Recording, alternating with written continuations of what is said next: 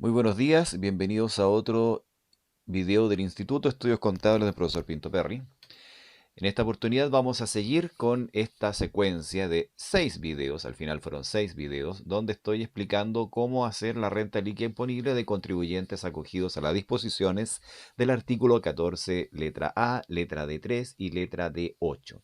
En esta oportunidad vamos a conversar respecto a los contribuyentes del D8.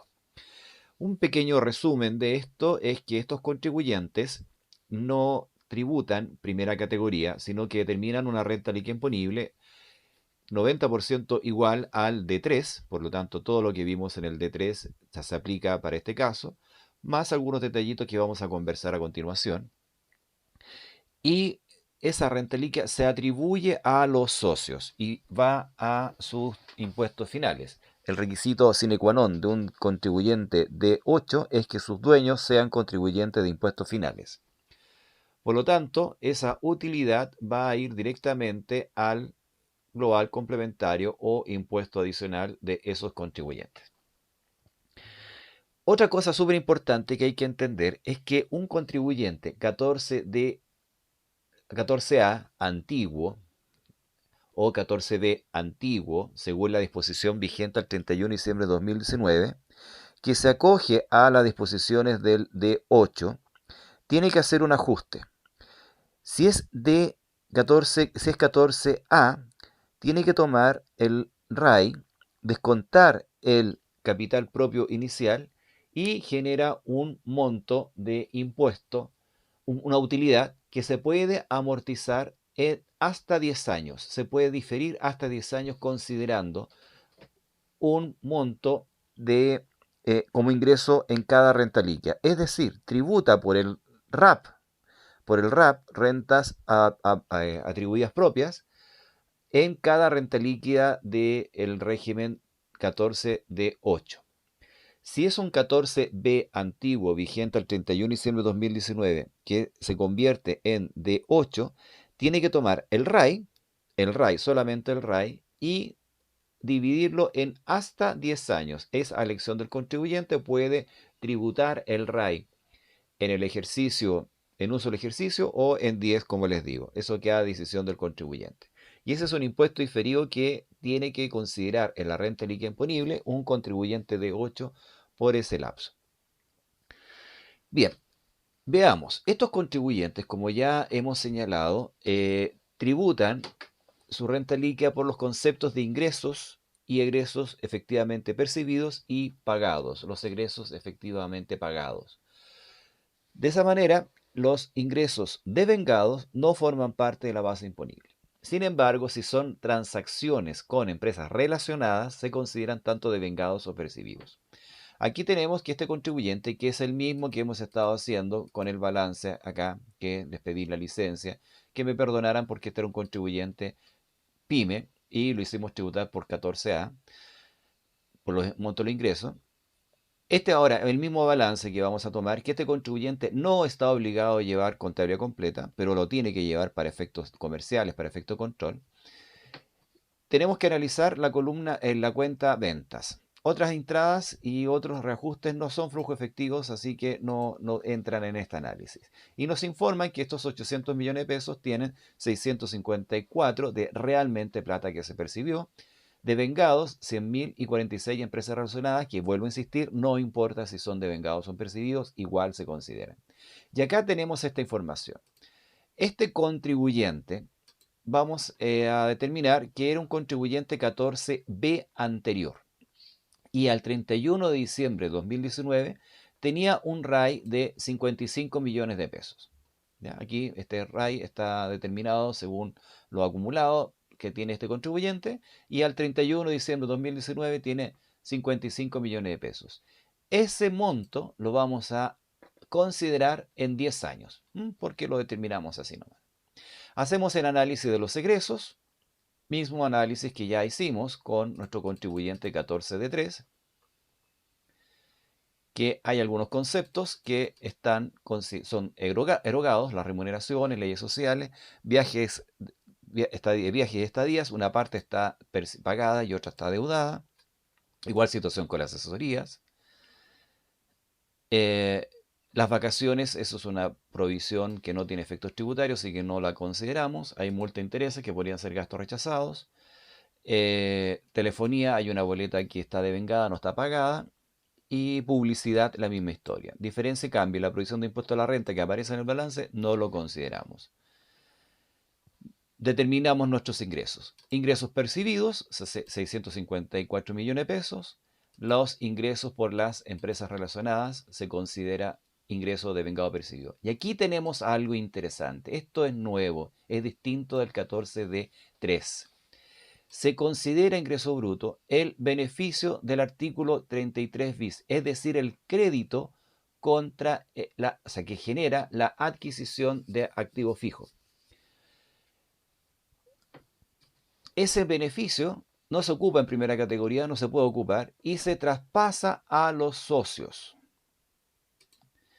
En nuestro análisis que está acá, este análisis de cuenta que el contador nos proveyó, tenemos que compró activos fijos en el año 2020, perdón, 2020, y se calcula la tasa, según esta tasa, que los contribuyentes del artículo 36 bis, cuyos ingresos sean inferiores a 25.000 UEFs, aplican un 6% como crédito por las compras de activos fijos o construidos activos fijos.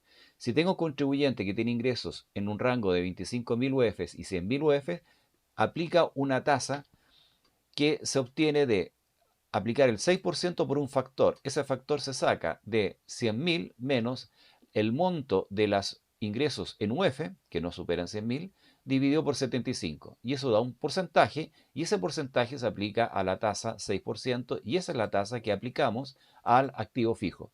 Y ese es el monto del crédito al cual tiene derecho este contribuyente que como no paga primera categoría, no puede ocupar y se traspasa a los socios como un ingreso y se considera como ingreso. Dividendos percibidos. En el D3 vimos que los dividendos no se consideran ingresos y que está susceptible de retirar, pero aprovechando el crédito. Además que los dividendos no están afectos a primera categoría. Como este contribuyente no paga primera categoría, los dividendos tienen que ser atribuidos y se atribuyen al contribuyente considerando el monto del dividendo y también el crédito de primera categoría a que tienen derecho. Vamos a ver aquí cómo está compuesto estos 20 millones. 20 millones está compuesto por la suma de los dividendos, ya sean ingresos renta o no renta. Los contribuyentes del D8 no discriminan sus ingresos, sean ingresos renta o no ingresos renta, o rentas ordinarias. Por lo tanto, va a considerar en su declaración el monto del total de los dividendos. Y este dividendo tiene derecho a crédito, un crédito del 27%. Y ese monto, lo teníamos calculado acá, aquí está el mismo dividendo que el 27 por el factor nos da 3.528.000 pesos. Por lo tanto, lo que se considera en la determinación de nuestra renta líquida imponible es el dividendo sin considerar, sin importar si son ingresos renta o no renta, más el crédito de impuesto de primera categoría. O sea, se considera el dividendo bruto. Y también consideramos como ingreso diferido el RAI, por el RAI del año anterior, que es este ingreso que estamos considerando. Todo eso forma parte del total de ingresos que formarían parte de este contribuyente de 8. Los egresos, ahí casi lo mismo que ya vimos en el D3. Todos estos conceptos son pagos efectivos. Lo importante es que se demuestre que son pagos efectivos. Aquí tenemos el pago del arriendo en leasing. Tenía un leasing, aprovechamos el pago de ese arriendo.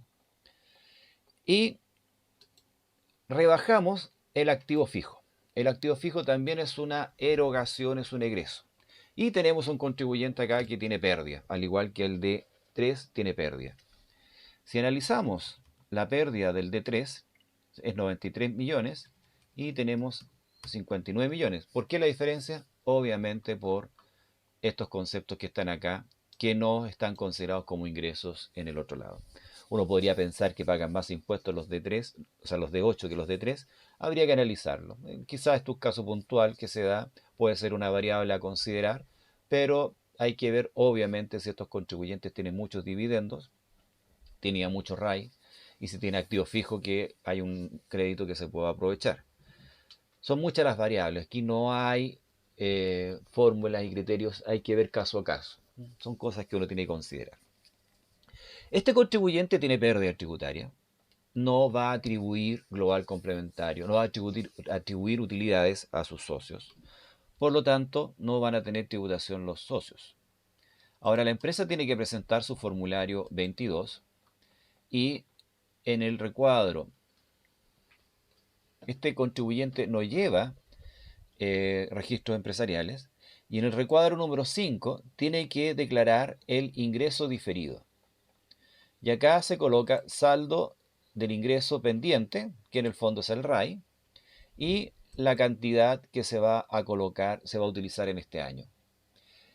Y se deja declarado en el código 10.096 el saldo que va a quedar para el próximo año, que va a ser lo que se va a colocar acá, y sin corrección monetaria acá.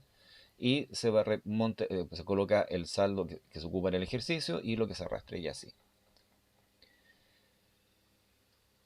En el recuadro 22 se detalla la renta líquida, se van llenando los casilleros pertinentes, hay ingresos percibidos, dividendos y del ejercicio, aquí están los 20 millones que es en el fondo, ya le dijimos, con o sin ingreso de renta y con el incremento. Los ingresos percibidos de vengados de las sociedades relacionadas, el ingreso diferido y el artículo 33. Ahí les da el total de ingresos. Después, aquí se desglosó un poco más, o sea, no se puso todo el monto, se clasificaron, se separaron algunos gastos que gastos por inicial de existencia, cambio de régimen, en realidad esto es otro concepto. Las remuneraciones pagadas, el activo fijo, y nos da los 57 millones de pesos. Si hay un error de clasificación, es cosa de cambiarlo nomás, el fiscalizador no creo que le haga mucho problema. Y tenemos el cuadro del capital propio tributario. Y aquí una acotación. Estos contribuyentes no llevan contabilidad completa, por lo tanto, y no, como no llevan registros empresariales, no tienen que hacer capital propio tributario. Sin embargo, la normativa estableció que todos estos contribuyentes cuyos ingresos sean superiores a 50.000 UFs, 50.000 UFs, tienen que hacer un capital propio y declararlo. ¿Para qué? Porque el impuesto interno le va a informar a las municipalidades por el tema patente, lo cual encuentro que es una tontera porque complican más las cosas, complican más las cosas. Si esto es un contribuyente que no lleva contabilidad completa y siempre se vendió que esto era un sistema simplificado, que con esto los contadores no iban a existir, realmente es una falacia porque por eso estamos haciendo este seminario. Los contadores sí hay que estar capacitados y esto es piensen ustedes, un emprendedor que está haciendo un trabajo, un proyecto de tecnología innovadora, esto se va a enredar y él preocúpese hacer el negocio y el contador siempre va a tener un contador que le va a tener que llevar esto, más encima que cambian una cosita, que poner un código acá, un código allá, hay que necesitar un especialista. Yo siempre he dicho, si usted quiere construir una casa, contrata un constructor civil, contrata un arquitecto y no la construye usted, pues. Entonces esa es la realidad. Para hacer la declaración de impuestos se necesita un profesional capacitado. Y se establece que los contribuyentes sobre 50.000 UF de ingresos tienen que hacer capital propio, declararlo nomás, declararlo. Este es un contribuyente, de este caso, que tiene menos 50.000 UF, pero lo voy a hacer igual para ilustrar cómo se hace el recuadro 23, que es para los capital propio de los 14 de 8. Se parte con el capital positivo inicial, que es lo que se declaró en el formulario anterior, del año AT 2020, cuando tenía otro régimen. Y acá donde dice capital aportado, este es un error del formulario porque es para las empresas que inician actividades. Al final, la circular que señala el formulario complementó esta línea que inicialmente en el Excel que se difundió y en el PDF de este formulario no decía la leyenda completa y no se entendía. Entonces este casillero 1573 lo ocupan las empresas que en el año 2020 partieron. Tenemos que rebajar en este caso la pérdida tributaria, se rebajan los retiros, estamos haciendo capital propio, se ajusta en el fondo el ingreso diferido, se ajustan las partidas no aceptadas como gasto, se rebaja el crédito del 33 bis, es decir, se va dejando el concepto que es capital propiamente tal.